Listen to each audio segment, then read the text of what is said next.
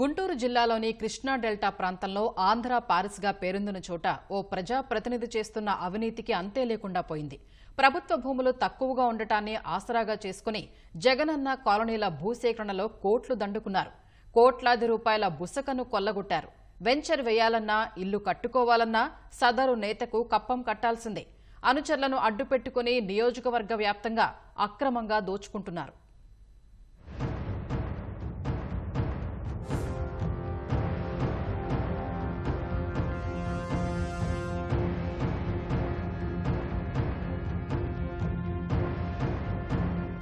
జగనన్న కాలనీలు పేద ప్రజలకు ఏమాత్రం మేలు చేశాయో లేదో తెలియదు కానీ వైకాపా ఎమ్మెల్యేలకు మాత్రం కాసులు కురిపించాయి.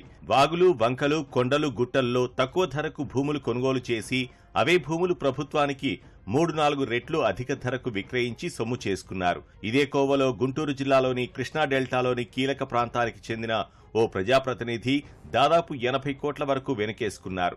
పట్టణానికి దూరంగా ఉన్న ప్రాంతంలో అనుచరులతో ఎకరం 25 లక్షల నుంచి 30 లక్షల చొప్పున 60 ఎకరాలు కొనుగోలు చేసిన నేత వాటినే ప్రభుత్వానికి 60 లక్షల చొప్పున విక్రయించారు. మరోవైపు తాను సూచించిన రైతుల నుంచే మిగతా భూసేకరణ చేసేలా అధికారులపై ఒత్తిడి తీసుకొచ్చారు.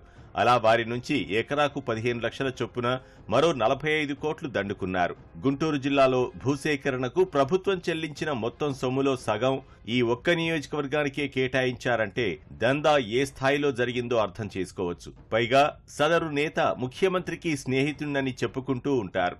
ఈ మధ్యకాలంలో సీఎం ఈ నేతను తన స్నేహితుడిగానే పరిచయం చేశారు.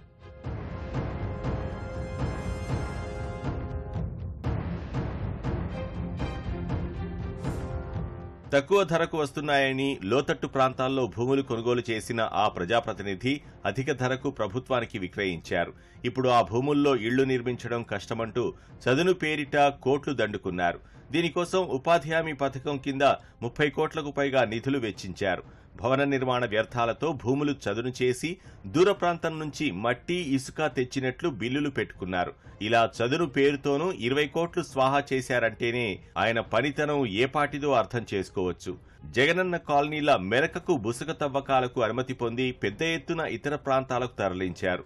మేనల్లుడు, వ్యక్తిగత సహాయకుడు ఈ దందాలో పాలు పంచుకున్నారు. దాదాపు 50 కోట్ల విలువైన బుసక కొల్లగొట్టారు.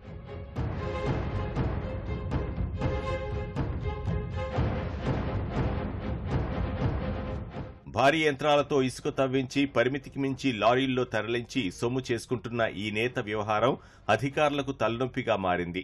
వారిపై జాలి తలచిన సదరు నేత వారికో బంపర్ ఆఫర్ ఇచ్చారు.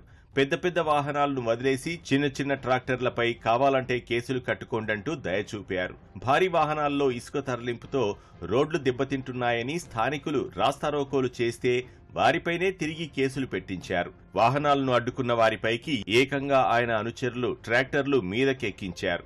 ఆయన ప్రాతినిధ్యం వహిస్తున్న పట్టణంలో ఇల్లు కట్టాలన్నా, వెంచర్ వేయాలన్నా, వ్యాపారం ప్రారంభించాలన్నా సదరు నేతకు కప్పం కట్టాల్సిందే. ఆయన అనుచరుడైన ఓ బిల్డర్ ఈ వ్యవహారాలన్నీ చక్కబెడుతుంటారు. ఓ సామాజిక వర్గం వారు బహుళాంతస్తుల సముదాయం నిర్మించుకుంటుంటే ₹1 కోటి డిమాండ్ చేశారు. అడిగినంత ఇవ్వలేదని అధికారులను ఉసిగొల్పి స్లాబ్ను ధ్వంసం చేయించారు. ఆయన అనుచరులు నిర్మాణదారులను పీల్చి పిప్పి చేస్తున్నారు. ఇళ్ల నిర్మాణదారులతో తమ వద్దే లాకింగ్ బ్రిక్స్ కొనుగోలు చేయాలని హుకుం జారీ చేశారు.